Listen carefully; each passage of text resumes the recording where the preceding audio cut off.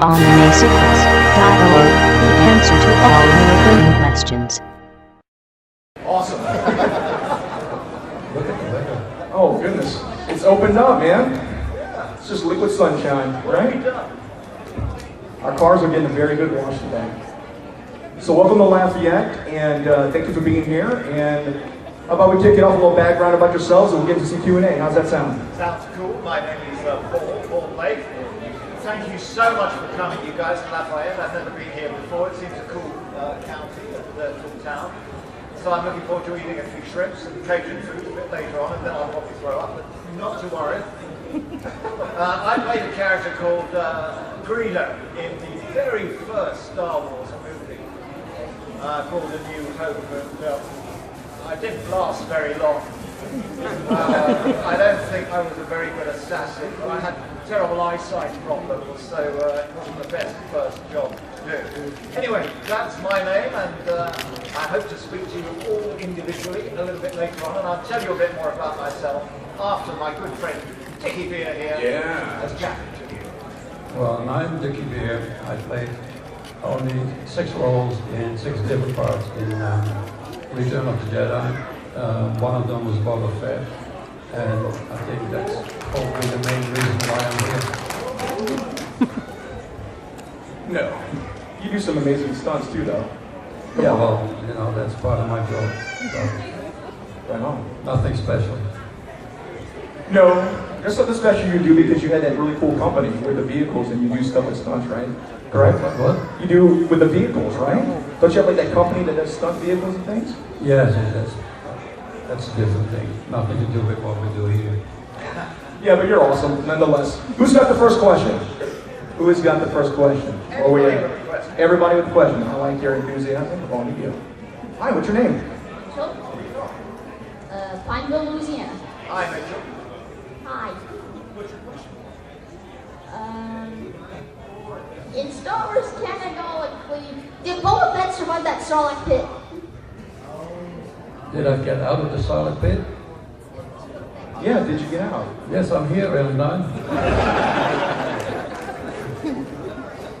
High five. That's good. Bring it in, man. Good first question. Don't leave me hanging. Nice. All right, that's the way we kick it off. Who's got the next one? Where are we at? Yes, sir. Your name? Levi Thibodeau, Long Beach, Mississippi. Question is, was there any question for the script as to who was to shoot first? Good way to put that question. In the original script, which I've still got, after 40 years, we just played the scene in English. I did Harrison's returns and some close-ups of me. Then, right at the end of the scene, all the script said was Han shoots the alien. I didn't even have a name, it was just the alien. So that's how it was originally.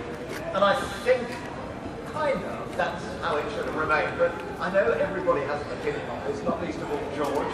So he's entitled to have that, I think. But he's changed it now a couple of times. Good question. Oh, yeah. This is going to keep you fit. You know it. Yeah. I think I'm slimmer from the last time you saw me. You so- are at least 10 pounds slim. Yeah. Yeah, man, thanks. Okay. Ariel, Where are you from? Lake Charles, Louisiana. So I had a question for Paul Blake. The prosthetics for playing Greedo, like what were they made of and how long did they take to apply? Ah, good question. Yeah. The prosthetics in 1976, I mean, you can tell how old I am. Look, I'm nearly dead. They dug me up 3 times to be here. But 1976 was when the first prosthetics were made for all the Cantina aliens. And you're right, I mean, we went to have what was called a life mask. And you had plaster of Paris put on your head in 2 bits, and then they pour in an India rubber solution, and that solidifies and makes the shape of your head. They then give that to the designers who would build up whatever alien character they wanted to after they got that base. So that's how they made them then. Of course, today it would be entirely different. We'd be in makeup for 4 or 5 hours and makeup for an hour or 2 at the end of the day. So I was comparatively lucky. It only took about an hour to make the original prosthetic head. Yeah, but then putting them on. Oh yeah, then putting them on 2 seconds. Yeah. It just came off. Yeah, mine was the same. I did one character which was Barada, and in England they did the same to me as they did to Paul. And then it was all ready for you, and they had more than one because they were always ripping. You know, when we were doing stunts and falling into the pit, that kind of stuff. That's when they were getting damaged, and then you had the spare set sitting ready, waiting ready for you. For me, what was very funny was everybody thinks, they always ask us, should it was really hot in that head and those costumes. Well, no, actually, it wasn't too hot. What it was smelly. They stank to high heaven, so you didn't want to keep... You, out of curiosity, we had a long props table, about 3 times as big as this table. And you kind of pick somebody else's head up because it looked cute, and then you put it on and you quickly take it off again. That was the main thing. For you, it wasn't bad. Paul was in the studio, mainly in the studio, right? Yeah. Yeah, I was on location in Yuma, Arizona, and it was 120, no shade, and we had to change from one costume to the other more than once per one day, and sometimes change back into the costume that you were wearing like a couple of hours before, and that still had your own sweat in there. That was not really all that clean anymore. So it was sort of funny at the same time, but mainly uncomfortable. Good question. Y'all earned those paychecks in those costumes. Y'all really did. Paycheck? When do we get a Oh, paycheck? okay. I'm still waiting. Yeah, me too. We didn't get on that. What's your name, sir? Aiden? Nowhere. Nowhere. Yeah. Do you think Boba Fett deserved a better death or to go on in the story? That was never been my decision. Yeah. It was written in the script. He flies from the barge to the skiff and starts a fight, and then Han Solo hits his jetpack and he flies off, hits the barge, falls off, and rolls into the pit. That was it. So I had no choice. And if it was me, I didn't care falling in the pit because it was an extra paycheck. So wonderful. I don't think it was ever confirmed that he died, right? Yeah, someday. Good question. Who's next? Oh yeah. Up here? Your name, sir? Gabriel. Gabriel, hello. Alexander. Hey, this is Professor Paul. When you first got on the set and you see any other kind of cool looking mask you could wear for the part other than Greedo? Very good question. Yeah. No, I didn't want to have a mask on at all. I saw Harrison walk out and thought, fuck. And I hit, sorry, kids. Sorry about that. Didn't really mean to say that. I'm very sorry. But that's what I felt. Where it comes from me, I was only supposed to play, at the Sarlacc scene, I was only supposed to play Barada. That was my only character that I was. But when we came to the set, which was in Yuma, Arizona, and we started rehearsing falling off the skiff onto the pit, more than one of the stunt guys was getting hurt and went off to hospital in ambulances with broken limbs and twisted ankles and that kind of stuff. So because of it, we were running short of stunt people. And at one point, the stunt coordinator was an American guy, and Peter Diamond, who was the English stunt coordinator, they were saying like, my God, what are we going to do now? Because the guy that was supposed to be Boba Fett in that costume, he's in hospital. So who do we have? And they looked around and they looked at me and they said, you're about the right size. Go and put that bluish gray costume on. And I didn't know that it was Boba Fett. I had no idea. I just put the costume on and I did the scenes that I had to do, and that was it. And the same for the Comorian Guard. I was never supposed to be a Comorian Guard. And same thing, the guy that was supposed to be in that costume wasn't there because he was around the pool with a broken leg at the hotel. And the same thing, they put me in the costume. So that was the two that I never was supposed to play. And I was not supposed to be the stunt double for Mark Hamill. That was Colin Skeeting, but Colin Skeeting, the same thing, had a badly twisted ankle and he couldn't do what he had supposed to do. So I ended up being the stunt double for him as well. And it was all because other people got hurt. So it was a very dangerous film. You're the man. Just trying to be. What's your name? Sarah. Where are you from? Hi, Louisiana. I actually have a question for Peter. Paul, sorry. What did the name Greedo originally come from? An excellent question. I have no idea.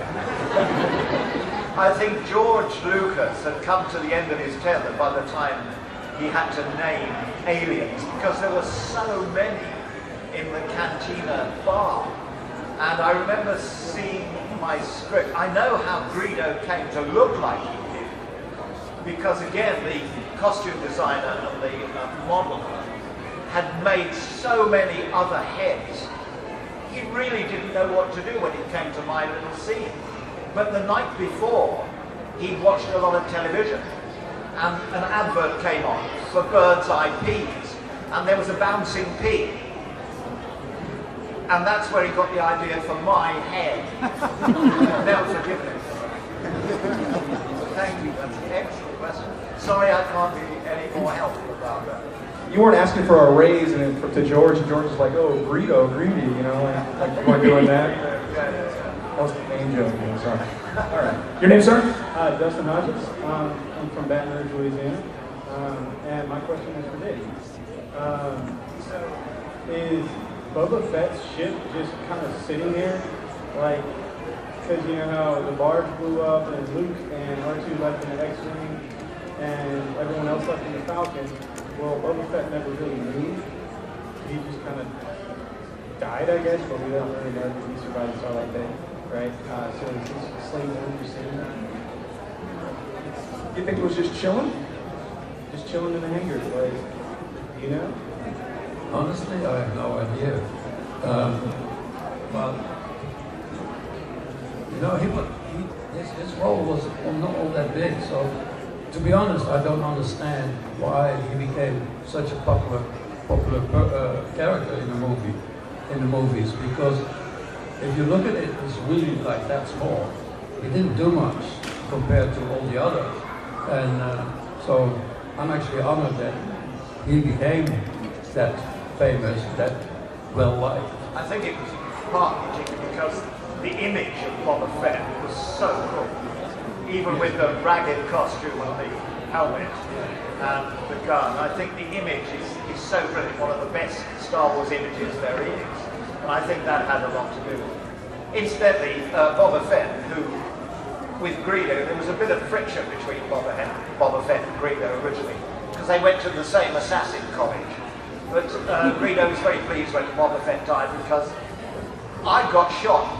He fell into a children's sand pit. Yes. Come on.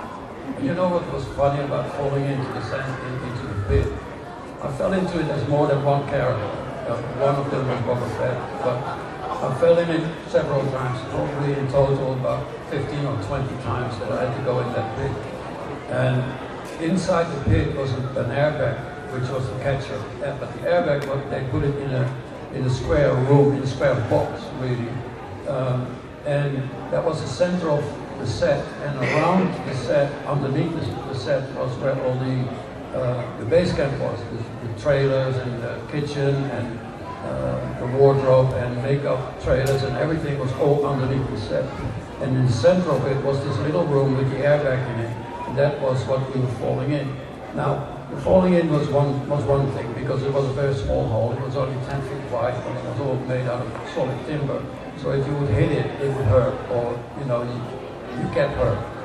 But then you fall in the airbag, and when the airbag deflated, You had to really watch it because all the rattlesnakes, the scorpions and all that, because it was a nice dark, cool room right in the middle of the set. They all gathered in there, so you had to watch out for snakes and scorpions and that kind of creatures.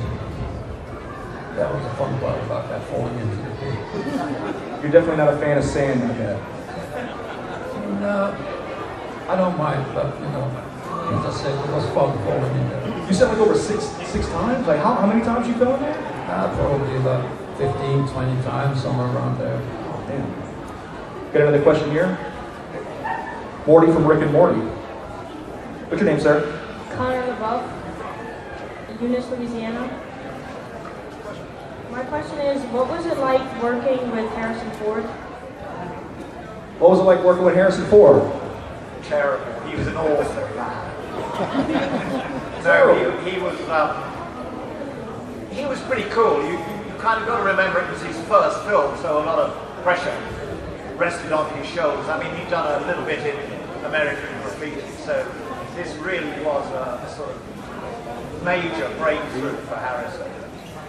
I think, well, I know that what he was able to bring to Han Solo has lasted for 40 years, as did Carrie and Anthony Daniels and Kenny Baker and Pete Mayhew and all the little subtle bits and pieces that Harrison brought to the script was terrific because he had a great sense of humour. So when he could ad-lib bits of the script, he did, and you can still see it in the original movie today. And of course then, after that, he went on to do Indiana Jones, which really sort of compounded his rise into stardom. But I think he personally was one of the real motivating factors of Star Wars success. Plus, the terrific music of John Williams. And also the fact that George knew what he was doing. He was a shy director, but knew exactly what was expected from that script, which was a nightmare to realize, especially in those days. Great question. For me, the film I worked on was the third one that we did in the series, and we were on location in America, in Arizona.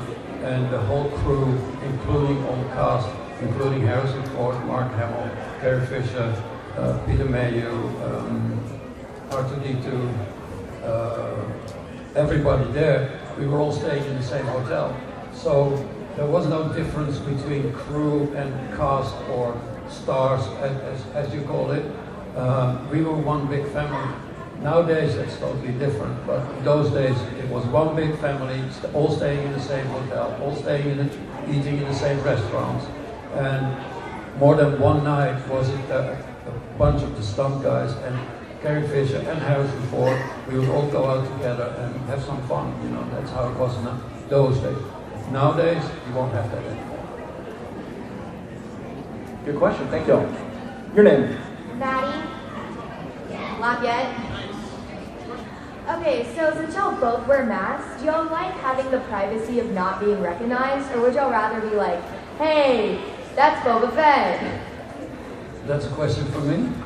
Both of y'all. Both of us. Well, I played 6 different characters, and one of them I'm actually myself, so I am recognized as, and that character is actually 2 times. Once he has a beard, and once he doesn't, but the beard was put on later. I'm a rebel soldier, and I'm also a character called Sergeant Junkin.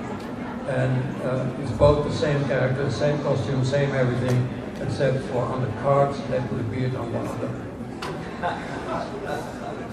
Hey, you Lafayette people have some really good questions, actually. Who's next? Just a minute, I just want to answer that girl's question because it was really, really good. For years, I thought, no, it's great being in this movie, especially as it got bigger and bigger. And you get, hey, how lucky am I that I was asked to be in this movie? And here I am in one of the most iconic scenes in movie history, number 13, I believe.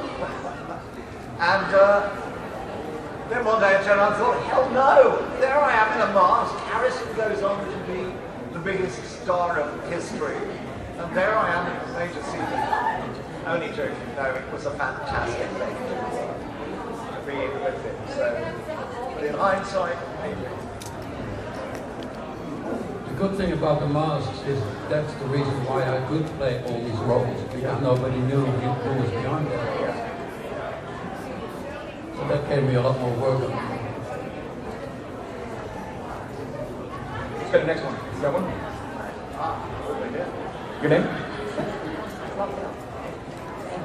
I want to know, did you get any props to take home? Well, in 1976, you didn't want anything on the movie. You said it was junk. I mean, it really was. It was made out of bits and pieces. They scattered it from everywhere. But the gun I used in my little scene, was kind of cool. And they were all decommissioned German Mausers, so they were real guns once. And the props department put little bits of plastic on them to make them look like glasses. And mine was pretty cool, so I thought, I had young kids. I'll take it home to my kids. And I gave it to one of my 5-year-olds who played with it for a couple of years. And then snapped this little plastic bit off the front. And I thought, oh, it's broken. And I threw it in the bin. Do you know how much that would have been worth? And I threw it in the bin. I threw my child's education straight down the drain. But that was the only thing I took home. I no longer have it. I had a better experience than that one. It's a bit of a long one, but it's really funny. The scene with the Ewoks around the bunker, outside the bunker, where the stormtroopers get attacked by the Ewoks, and the Ewoks just trample on us and they throw rocks and logs on top of us. In that scene, at one point I get knocked down by 2 Ewoks, and I'm on the floor and I fell asleep.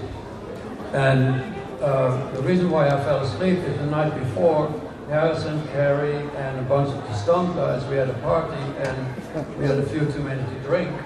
So we really weren't all that sober when we got to the set. And we still started doing the scene, but I was so tired that as soon as I laid down, I fell asleep, my eyes closed, and that was it. And then Carrie, she realized that I was asleep, and she managed to talk the director, Richard Marquand, and George Lucas into working around me. So they left me asleep, and they did the scene all around me, with me on the ground. And they pretended that I was one of the guys that was knocked out already, so that was it. And it worked out. But the stunt guys, they had to still work and do that scene, and they were so pissed off with me that at the end of the day, when they called it wrap, they left me. So everybody took off, and they left me, and I'm asleep on the floor, and I wake up, everybody's gone, and it's starting to get really dark. And we were in the redwood forest, about an hour drive away from the nearest road, over a dirt road. And I was like, what am I going to do now? Because there's bears and wolves and everything in the redwood forest. So I went to the trailer, and they locked the trailer and took the key where my clothes was. So I couldn't get to my own clothes. And then I'm like, what am I going to do now? So I took off all the armor, but the helmet was one of those things that if you would lose your helmet, you would be in trouble. So I took all the armor off, and underneath we had black leotard. And we were completely black leotard was underneath the white armor. So I took that off, put it under the porter cabin where my clothes was, and I started walking down to the road with the helmet under my arm and white boots. White boots, black leotard, helmet, white the stormtrooper helmet under my arm. I got to the road after about an hour and a half to 2 hours walk, and I was scared to death because I heard wild animals around me all over the place, and grizzly bears are well known in that area.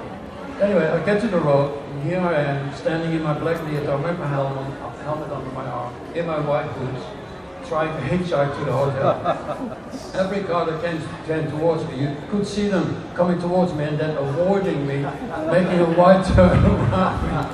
And eventually one of the cars stopped, and it turned out to be the receptionist in the hotel that I was staying in, and she knew me. So she took me back to the hotel. I get to the hotel, get into my room, and the next day when we went back to work, I left it there. And I got to the set and wonder, good for me, the wardrobe of props department, they gave me another helmet. So now I have this helmet being my helmet, and the other helmet is in my room. And I kept it in my room, and I took it home when we were done filming, and I kept it until 3 years ago, and then it was auctioned at Props auction house in Los Angeles. So yes, I kept something, and it's, as I said, like, it paid for my daughter's education.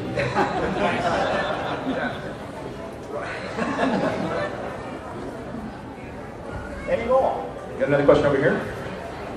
Paul, turn your mic to yourself a little bit so we can hear you a little better. There you go, sir. Thank you. Your name? Brent from Crowley, Louisiana. It's for Dickey. I guess being a stuntman, I'm sure you've had your share of injuries and punishing your body. I guess if you can, maybe share some of your scariest moments or scariest stunts you've done. Well, to start with the first part of your question, the only injuries I had over 43 years of doing this was a dislocated collarbone and a badly twisted ankle. So I'm sort of, I think, not one of the more lucky ones, but the smarter ones. But that's about it, really. And I've been asked, like, what was the most difficult or most dangerous stunt that I've ever done, and I can't tell you because I don't know. I don't consider what I'm doing dangerous or scary or anything like that. My philosophy is if you prepare yourself properly, then it should not be a problem. And when I talk about preparing yourself properly, it's like find out where you could get hurt if you do what you're supposed to do, and try to eliminate all those danger zones in the work that you do. Thanks. Got a question over here. Your name? Yes, my name is Joey. I'm from Cairnsville, Louisiana, originally from Florida. My question is for Mr. Paul Blake. You talked a little bit about Greedo's mask, but I had a question about Greedo's gloves. His fingers looked almost unmanageably long with little suction cups on them. When you were holding, there's not much interaction in the scene, but were they easy to take off? You seemed like really hard to interact with anything with those on, or were they?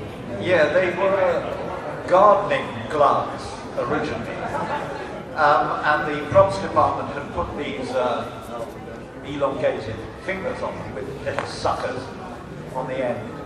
I suppose to make them look more alien. But of course, as soon as you lifted them up, they went blur, like that.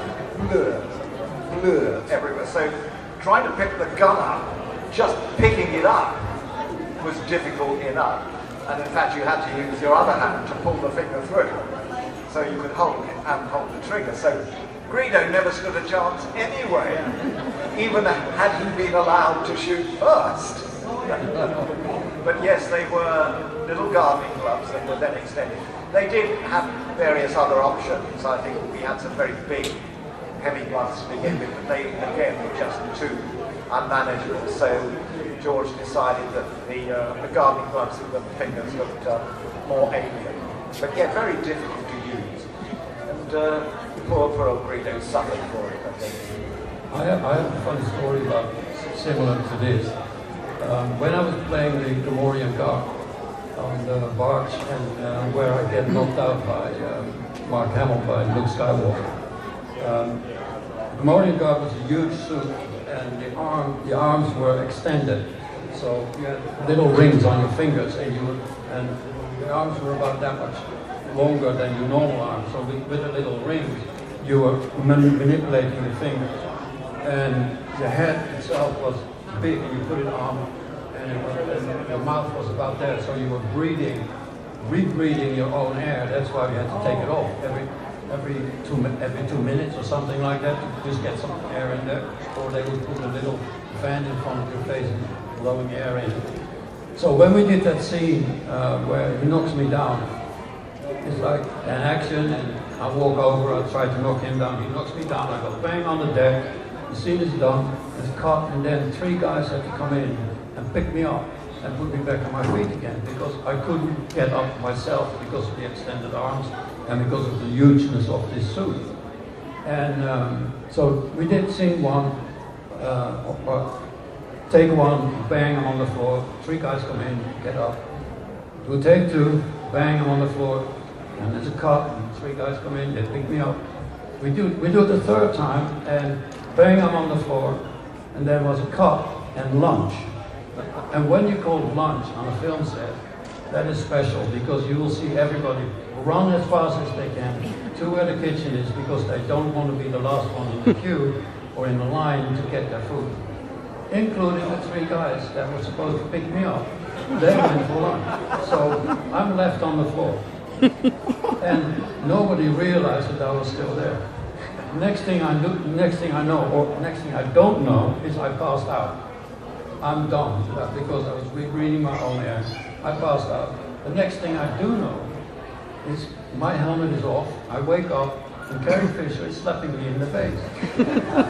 And so she woke me up. And what happened was, I was supposed to meet her at lunch and talk to her about another scene that we had to do later on that day or the day after. And I didn't turn up. And she realized, because she wasn't involved in the same scene, that I was still on the deck and that they left me there. So she went back to the barge, to the top deck on the barge, and she woke me up. In other words, Princess Leia saved the Gamorrean guard. And that's for real, like, she really saved my life. I would not have been here if it wasn't for her. Good story. Your name, sir? Rizwan Mercy. All right, nice to meet you. Question? So my question for you is, so Star Wars started off as 1 movie, but now it's 9 movies almost. We got TV shows, we got cartoons, lunchboxes, a whole 9 yards, and it's like probably the biggest franchise in the world right now. How does that make you feel? Did you guys have any idea back then what this would become, or was it like just another gig until your next gig? Yeah, for me, I mean, all of us, apart from George, on the first movie for the first couple of weeks, thought we were in Attack of the Killer Tomatoes, and we couldn't wait to leave the set because it was just another job. And you must remember that in '76, every sci-fi film was a B movie. It wasn't going to be a great movie. So I suppose it was only as shooting went on and the various sequences started to unfold that you thought, actually, this movie's kind of cool, and there are some very interesting scenes in it. I mean, I was very lucky that my scene was a real set, because all the other bits and pieces were backdrops, painting, flats. The Millennium Falcon didn't exist. It was just a painting with a ramp up the middle. You walked up the ramp and fell off the back. So I was lucky that the cantina was such a solid set and was a cool set to be on. But no, we didn't have much idea, and we were all young actors, those of us who weren't in the stars in the movie. So we really couldn't wait to get on to the next job. And I wasn't on the first one and the second one, but I do know, I worked with a lot of the crew that were on the first Star Wars movie, and I kept on hearing stories from them, like, when they were doing it, they were all saying to each other, these guys have no idea what they're doing, but just take the money and run, because this movie is not going anywhere. Yeah, I remember that. Everyone thought the same. The crew were very hard on Mark. They wouldn't do overtime. Yeah. They would not work overtime because they said it's not worth it, because this movie is not going anywhere. We don't do these people any favors because they don't know what they're doing. And the rest of it is history. Your name? Gary, from here in Lafayette. I got a question for you, Mr. Paul and Mr. Vic, for you, real quick. Listening to all your stories, it sounds like you ended up on the ground a lot where everybody just kind of leaves you behind. Unfortunate. Mr. Paul, question for you about the language for Greedo. What inspired it and where it come from and stuff? Can you still do Greedo's voice and language? Solo. Kind of, you know, nearly there. But I have again, I mean, it was all through post-sync that all that was done, because the original scene was in English, so we did the scene in English. And for some reason, going somewhere, so would you possibly give me the money for the Millennium Falcon? Didn't sound quite as good, I don't know why, as Uda Buddha Solo, which was partly synthesized and partly dubbed. But yeah, no, Rhodean is quite an interesting. I am, of course, fluent now. Nice. Thank you. Yeah, I thought you had two questions. No, it was a statement for a bit. Snick about being left on the ground. Okay. Statement. Very good. You got a rad shirt, man. Stand up, let's see this thing. Look at that Star Wars shirt. That's cool, man. Nice. What's your name? Where are you from? What was like your armor made of? What armor made of? The armor that the suit you wore? To wear, you mean? Talking about Boba Fett? Yes. Boba Fett's armor, what was it made of? It was actually pretty easy to put on, plus the fact that there were wardrobe people and props people around 4 or 5 that were putting all that on you. So I didn't have to do much, but just stand there and put it on. And it was pretty straightforward and easy. The most uncomfortable and not nice costume was the Gamorrean guard. That was the one that I didn't like at all. Nice. Thank you. Who's got the next one? You got a question? All right. Your name? Alexandra from Alexandria. Yeah, I'm wondering about that one. No, you're great, Alexander. All right, both of you. Paul Blake first. How was it like having the spark squid when Han did shoot Greedo and you spark burst and then fell over limply on the table? I'll get to Dickey Beer afterwards. I actually didn't wear a squib. The shooting that everybody talks about happened to a dummy. So we did the scene in English until the point where it says Han shoots the alien. I get off the set, take the costume off, put the costume on, or the wardrobe department, put the costume on a full-size dummy with the head. The jelly knight man fills the dummy full of explosives, electronically wires it up, goes away, blows the dummy up. They take the costume very quickly off the dummy, still on fire, put it on me, still on fire. They don't care about actors, which entertain. And I died very quickly at that point because the costume was so hot and still partially burning. And they also poured a little bit of acid onto the back of the costume to make it smoke. To make it smoke, yeah. So it was pretty uncomfortable. But yet no squibs involved, just high explosives. Okay, and the next one for Boba Beer. Okay. Sorry about that. That'll be good. No problem, I'll take it. Given that, even though Boba and Jango Fett are not necessarily Mandalorian in the conventional sense, given that you have been a part of the popularization of the Mandalorian armor, and the fact that we now know that there is going to be a live-action TV series about Mandalorians, would you make a guest appearance if they asked you to on a live-action Mandalorian series, as we've apparently learned they're supposed to be? I would, but I don't think they can afford me anymore.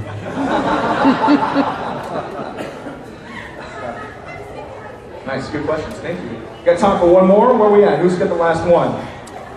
All right. Your name? JC. I'm from the Lafayette area. So this is just kind of a general question for the both of you. I love how y'all kind of pay attention to what's going on in your costumes. My question is, do they ask, like, besides sizing, like, do they ask for your input, or do they just, like, give it to you, like, here, put it on, and do you wish that they'd ask for your input for, like, more comfort or more breathable room, or? Again, a very good question. A bit of both. Generally, you, as an actor, and I think it's the same for people like Dickey who are stuntmen, you wear what you're given. And then you generally in the theatre and on movies, you have a kind of costume parade in front of the director, and you wander in front of them, and they say, yeah, kind of good or not so good. But you can sort of make suggestions to the wardrobe department at various points. You know, this is a bit uncomfy here. Maybe I can have a jacket. Don't like these fingers. But more often than not, I think it's 75%, especially on movies where money is so tight. The last thing they're going to spend too much money on is the incidental bits of costume. But great question. In my case, most of the time I'm doubling for other people, so I have no choice. I'm just given what they give me and put it on. I do every now and then have like tools with me to change the costume a little bit, but I can't tell anybody because they don't want you to do it. And the only reason why I do it is because I want to be able to move and do what they want me to do, and I don't want to cut myself. So that's, you know, it's a bit of both. Like, I can't do it, I'm not supposed to do it, but I still do change the costume here and there. Nice. So final thoughts, any projects coming up? Where can we find you online? You can't. I'm retired. I retired 3 or 4 years ago, but I think there is going to be a bit of Greedo maybe in the next one, since they're going to tattooing. So maybe Greedo will get another shot. I hope he does. I do too. And I already told you they can't afford me anymore. I won't be there. But I'm not retiring, I never will. I'll probably die doing the job. Like I said, one day I will just fall over and done. Nice. Lafayette, don't give it up. Thank you all so much. If you have any more questions, you want to buy some merch, go see them at their tables, and they'll be happy to help you out. Thank you all.